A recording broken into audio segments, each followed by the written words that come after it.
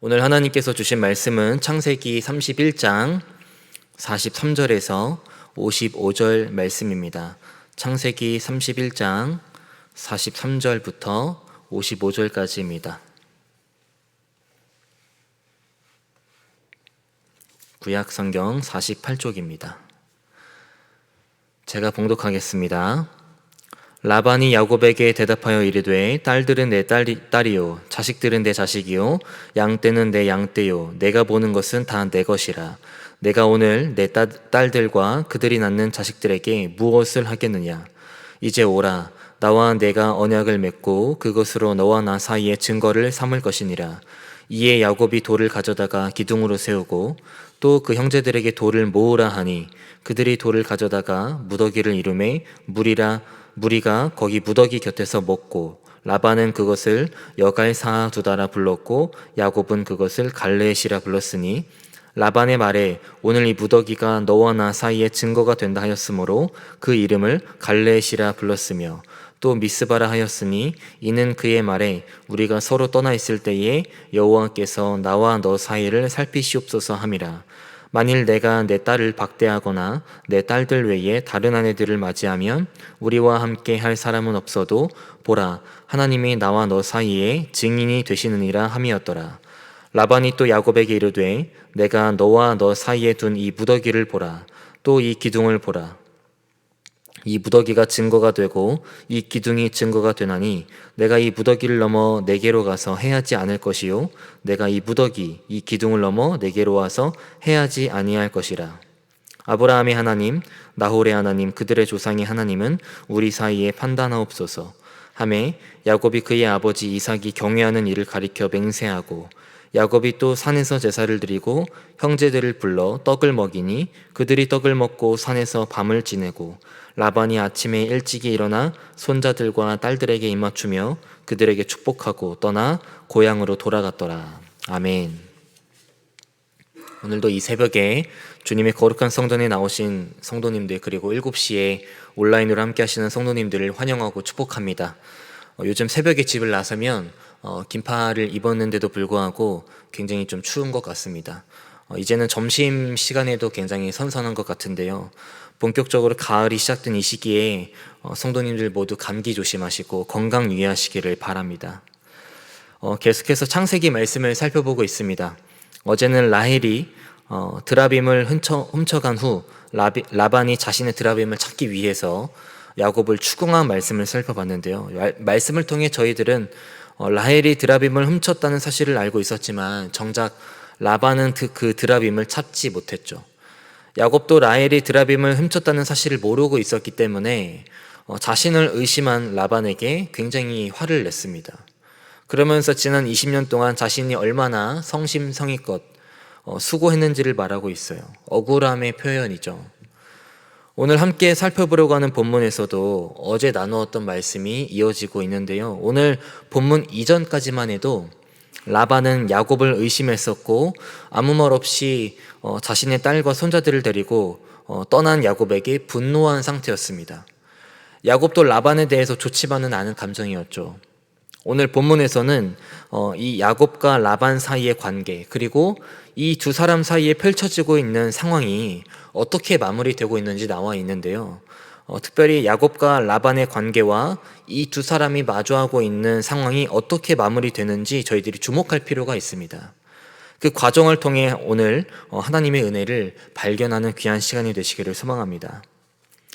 본문 43절을 보면 불같이 화를 내고 그 화를 내는 야곱의 이야기를 듣고 라반이 대답하는 장면으로 오늘 본문은 시작됩니다. 43절 말씀을 보시기 바랍니다. 라반이 야곱에게 대답하여 이르되 딸들은 내 딸이요 자식들은 내 자식이요 양떼는 내 양떼요 내가 보는 것은 다 내 것이라. 내가 오늘 내 딸들과 그들이 낳은 자식들에게 무엇을 하겠느냐. 야곱의 책망을 들은 라반이 지금 뭐라고 대답을 하고 있습니까? 자신의 딸들, 손자들, 양떼들, 심지어 야곱이 보는 모든 것이 자신의 소유라고 말하고 있습니다. 한마디로 야곱 너의 것은 아무것도 없다라고 말하고 있는 거죠. 그런데 이 라반의 주장과는 다르게 야곱이 등장하고 있는 말씀들을 보면 야곱이 가진 것 중에는 라반의 소유가 없었다는 것을 발견할 수가 있습니다. 지난 14년 동안 열심히 땀 흘려서 레아와 라헬과 결혼을 했고 자식을 낳으면서 가정을 이루었어요. 양떼들도 야곱이 정당하게 획득한 것이었습니다.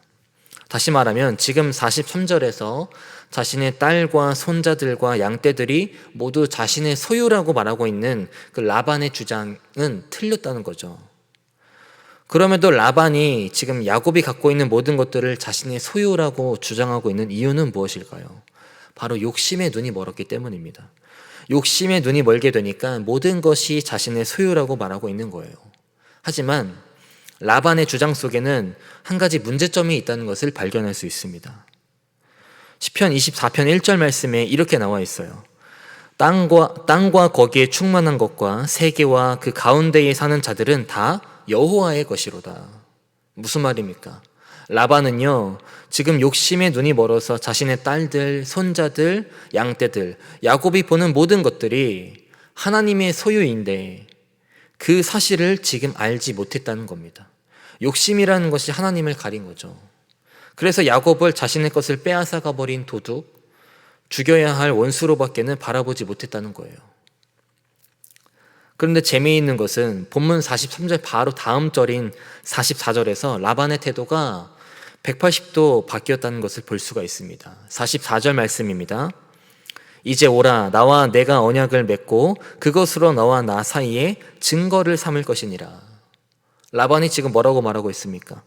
자신과 야곱 사이에, 즉 인간 대 인간으로서 언약을 세우자고 말하고 있어요. 이게 정말 라반이 맞나 싶을 정도로 지금까지 봤던 라반의 모습과는 너무 다르죠. 그렇다면 이 라반의 태도가 180도 바뀌게 된 이유는 무엇일까요? 야곱에게 좋은 말이든 나쁜 말이든 아무 말도 하지 말고 건드리지도 말라는 그런 하나님의 경고 메시지를 꿈속에서 들었기 때문입니다. 창세기 31장 24절 말씀, 제가 새번역 성경으로 읽어드리겠습니다. 그날 밤에 아람 사람 라반이 꿈을 꾸는데 하나님이 나타나셔서 좋은 말이든지 나쁜 말이든지 야곱에게 아무 말도 하지 않도록 조심하라 하고 그에게 말씀하셨다. 분노로 가득 찬 라반이 야곱을 잡으러 가는 과정 중에서 하나님께서는 라반의 꿈속에 나타나셨습니다. 그리고 야곱을 건드리지 말라고 말씀하고 계세요. 라반은 야곱을 잡기 위해서 추격하기 시작했습니다. 다음 날이면 야곱과 그 일행을 잡아서 공격할 수도 있었을 것입니다. 그런데 그 위기의 순간에 하나님께서는 하나님 자신이 택한 야곱을 라반으로부터 보호하시기 위해 그 꿈속에 나타나셔서 경고의 메시지를 전하셨던 거예요. 왜일까요? 아브라함 때부터 맺었던 언약, 그 언약이 지금 야곱에게도 이어져 오고 있는데 그 언약을 이루시기 위해서 지금 야곱을 살피시고 보호하셨다는 겁니다. 창세기 28장 13절부터 15절까지 말씀에 이렇게 나와 있습니다.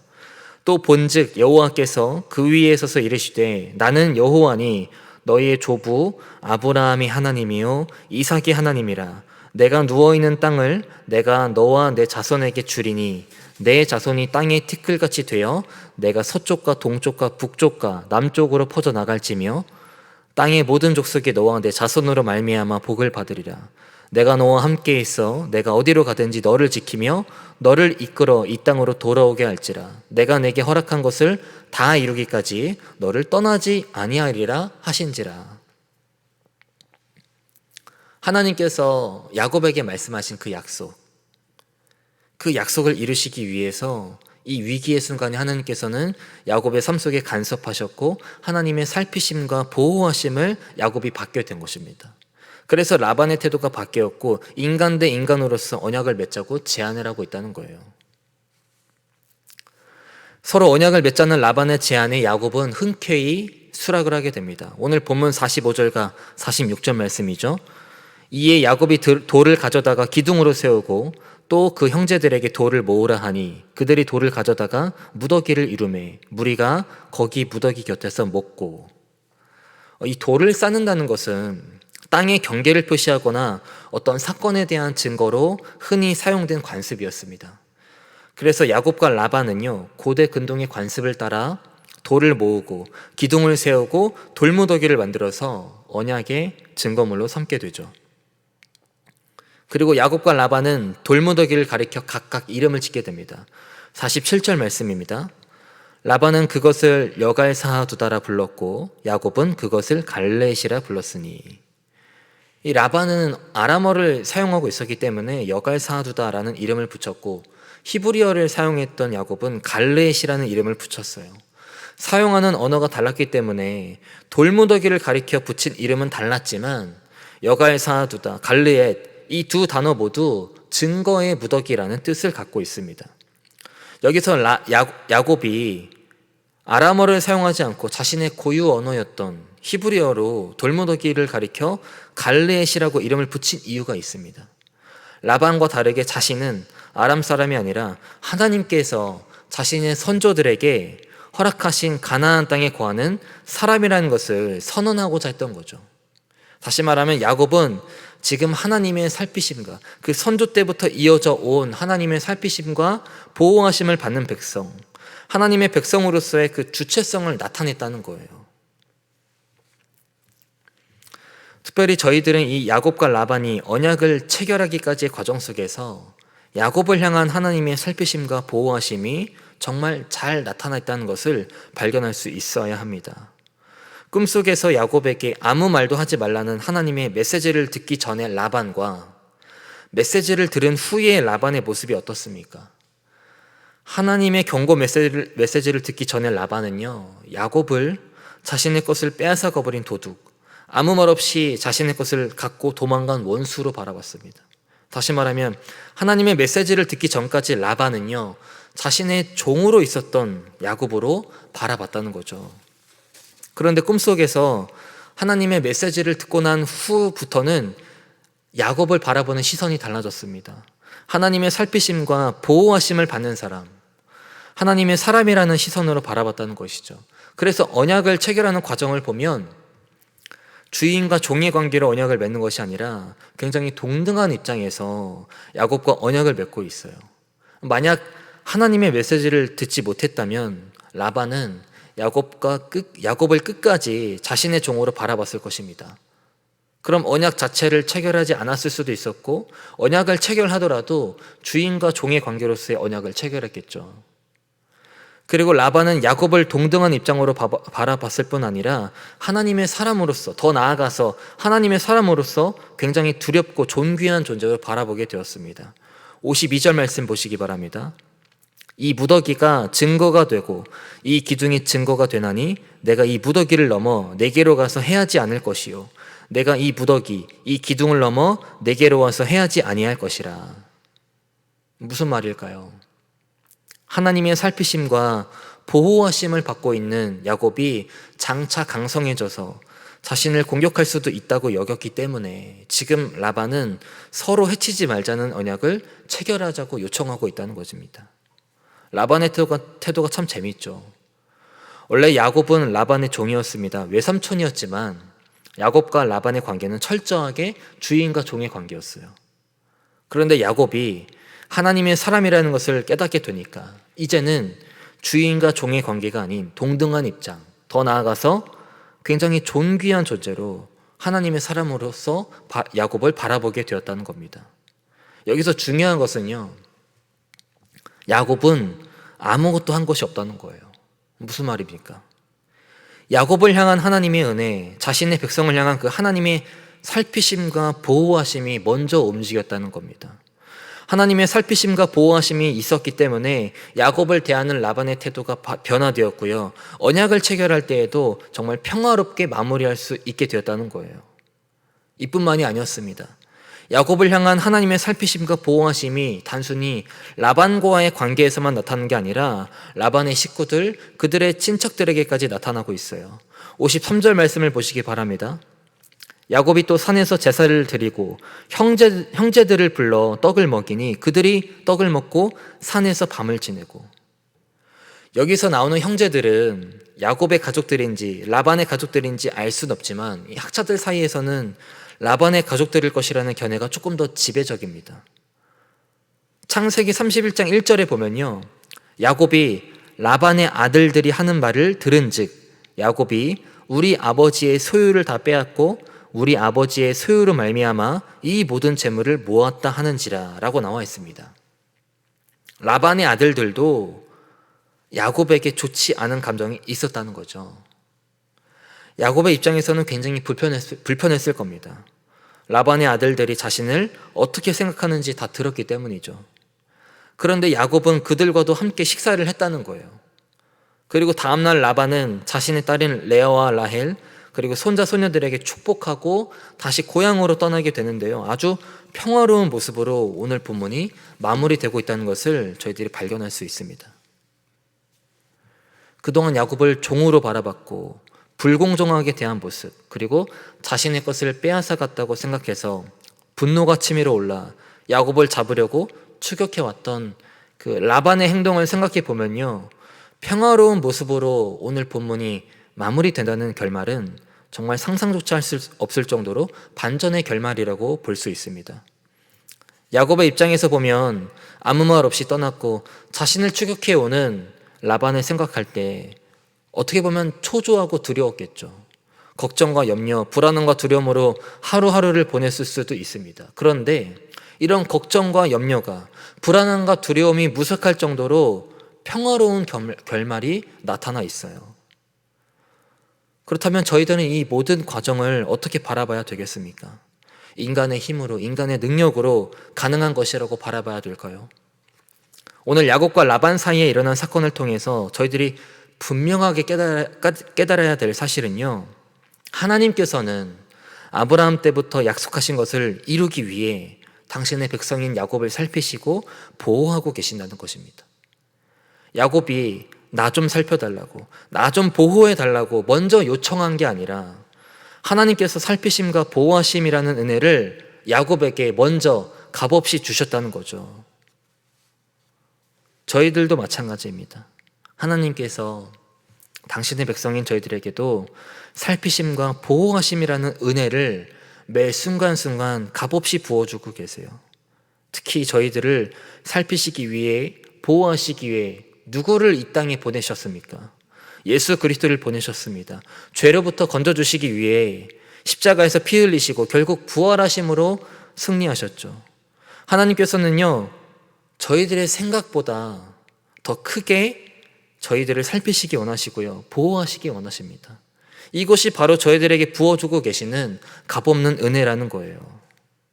야곱은요, 이렇게 놀라운 하나님의 은혜, 값없이 주시는 은혜를 경험하자마자 가장 먼저 했던 행동이 있습니다. 바로 하나님께 예배를 드린 건데요. 오늘 본문 54절 첫 부분에 이렇게 나와 있습니다. 야곱이 또 산에서 제사를 드리고, 하나님께서 주시는 살피심과 보호하심의 은혜에 대한 반응이죠.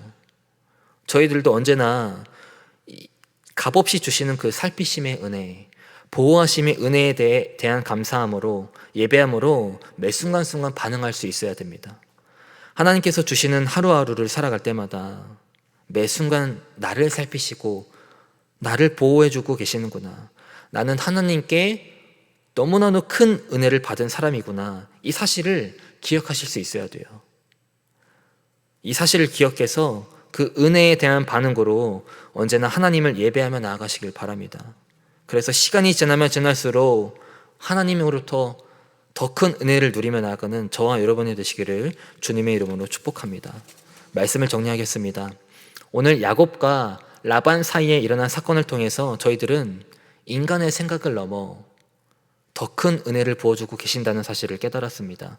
하나님께서는 아브라함 때부터 맺은 그 약속을 이루어 가시기 위해 야곱을 살피시고 보호하셨어요.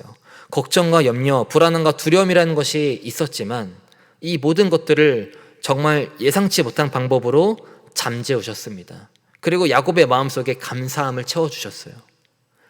저희들의 삶 속에서도 때로는 힘들고 어려울 때, 기쁘고 행복할 때 다양한 상황들을 마주할 때가 있습니다. 그러나 시편 17편 8절 말씀에 이렇게 나와 있습니다. 나를 눈동자같이 지키시고 주의 날개 그늘 아래에 감추사.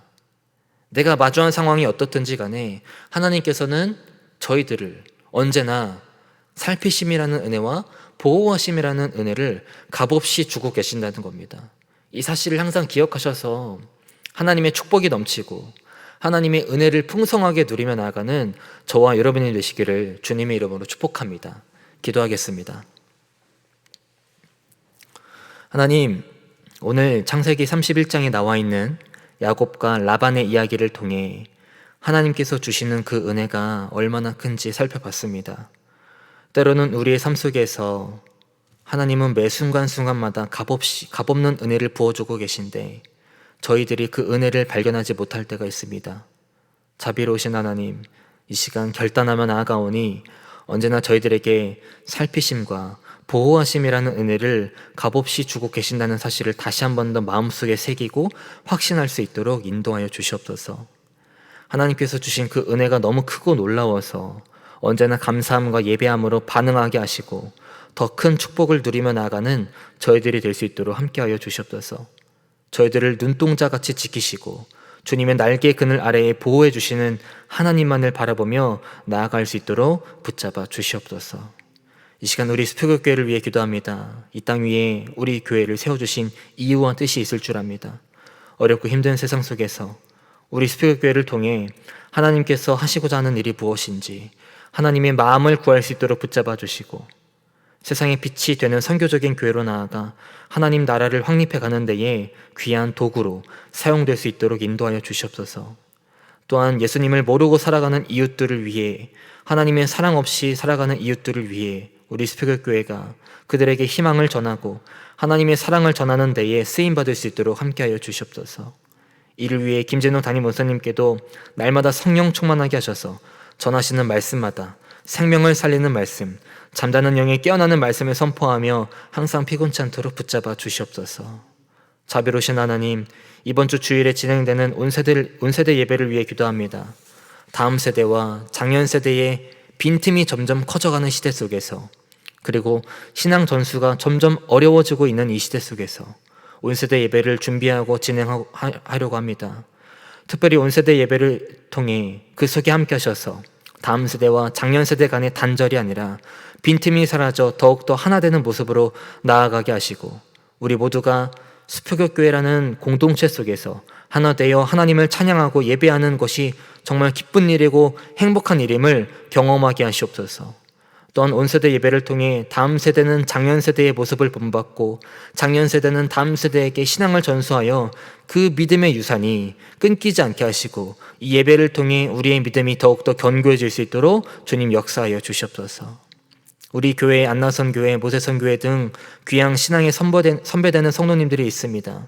몸과 마음이 약해진 이때지만 속사람은 날로 강건해질 줄 믿습니다.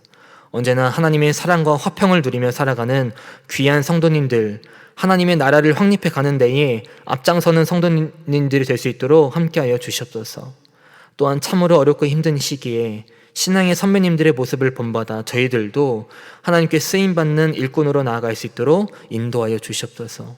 이 시간 귀한 예물 드렸습니다. 이 예물들이 하나님 보시기에 귀하고 아름다운 곳에 쓰일 수 있도록 인도해 주시고 오늘 하루 동안에도 하나님의 그 크신 은혜를 경험하는 하루, 그 은혜에 대해 감사함으로 예배함으로 반응하는 하루가 될 수 있도록 함께하여 주시옵소서. 감사드리며 우리의 소망 되시고 구원자 되신 예수 그리스도의 이름으로 기도드립니다. 아멘.